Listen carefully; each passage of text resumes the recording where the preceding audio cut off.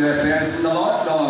And hindi tayo panangi patpatag, paglagyan kan panay papatag, may pa namin dagiti at adam na ipatbati natin tayo, beloved and honorable pastor, with his brother Almeida, assistant pastor si Almeida. Praise the Lord. Kaulawat, kalagiti amin, nga beloved Almeida Children, karaman nagiti pamilyada.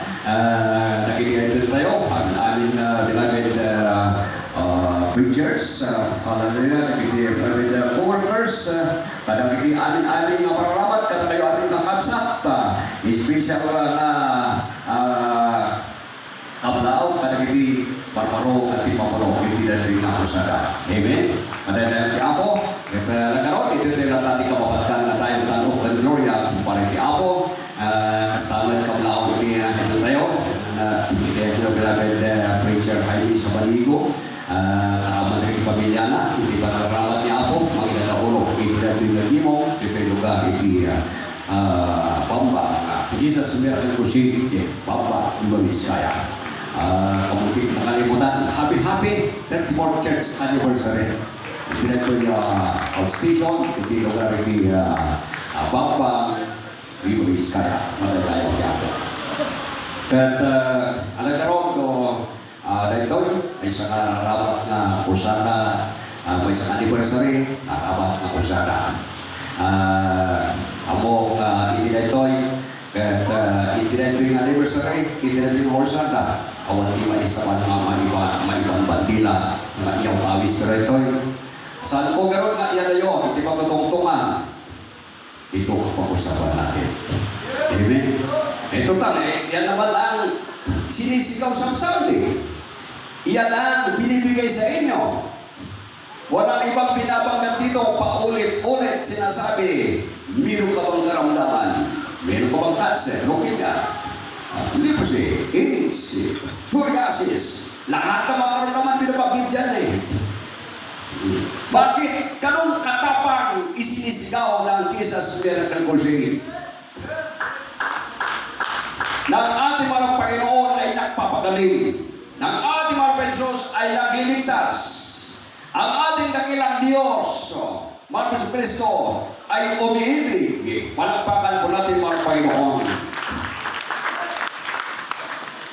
Sa mga naunang nakakilala sa ating mga Panginoon, ayaw nilang sarilihin ang pagpapalang mabuti.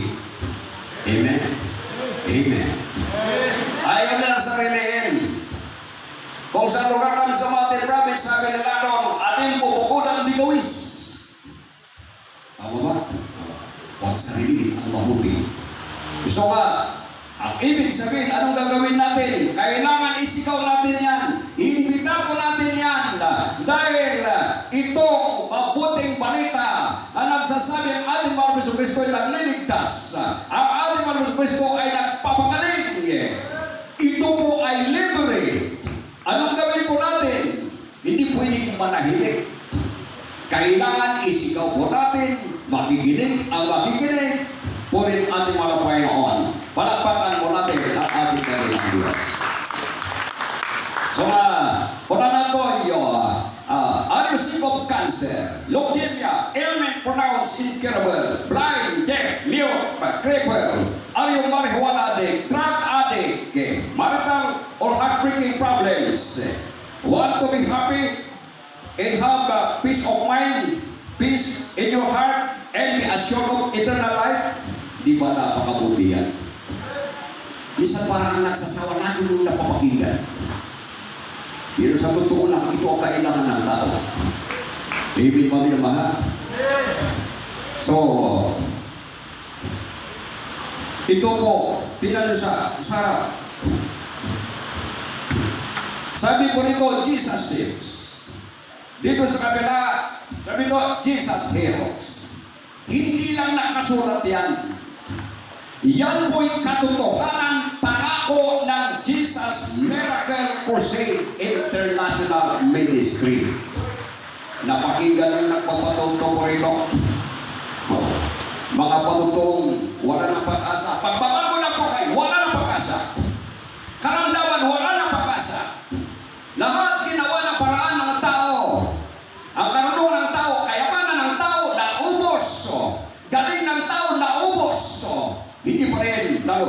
hindi pa rin kumaling.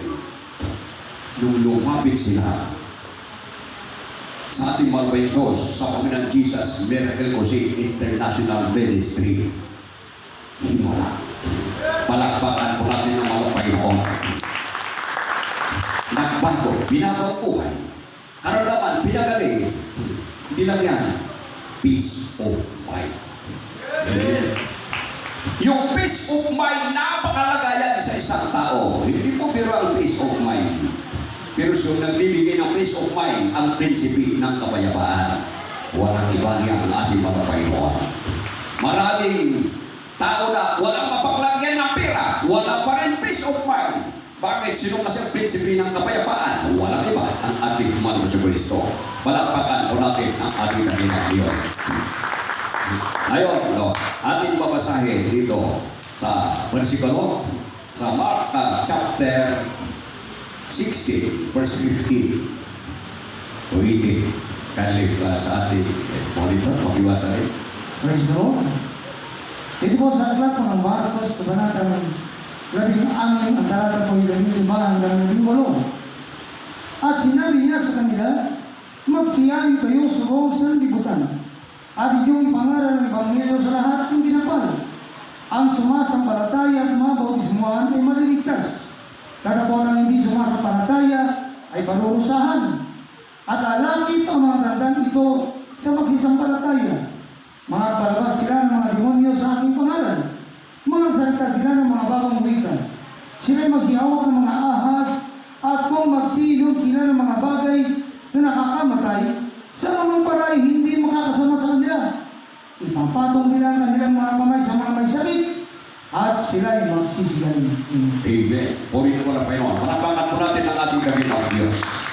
At magpara sa kanang salita. Sa mga datihan, baka sabihin, lagi-lagi ganyan. Kaya mga datihan, mga galing na kayo. Matatalino kayo.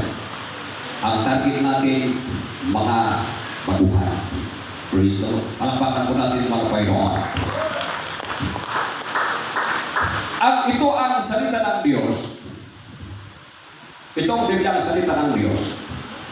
Ito ang hindi binibigyan ng pansin ng nakakarami, hindi naman lahat. Itong salita ng Diyos ay banal. Ito'y katotohanan. Ibig sabihin, pag sinabi niya, totoo. Hindi kasi tumalingan. Pag nagsalita patungkol sa kagalingan, sundin mo, ikaw ay gagaling. Amen? Pag ikaw ay pinasa mo rito, pinapaliwanag patungkol sa pagbabago ng buhay, pakinggan mo, sumunod ka, dahil ito ay banal salita ng Diyos. Bago magpatuloy, ayun na maglingkod, ako'y dati dumadalo